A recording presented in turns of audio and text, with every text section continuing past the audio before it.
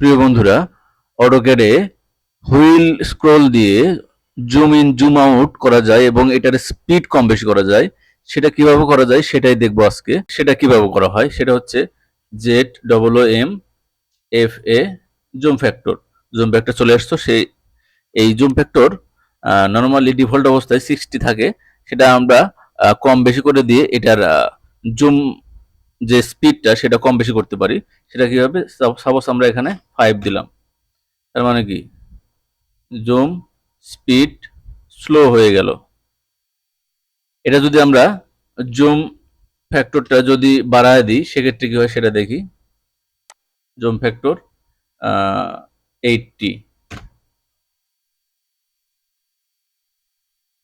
Very fast.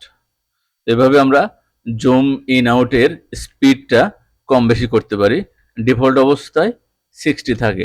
যদি আমাদের কখনো প্রয়োজন হয় এটা আমরা কম বেশি করে রাখতে পারি। ওকে, ধন্যবাদ।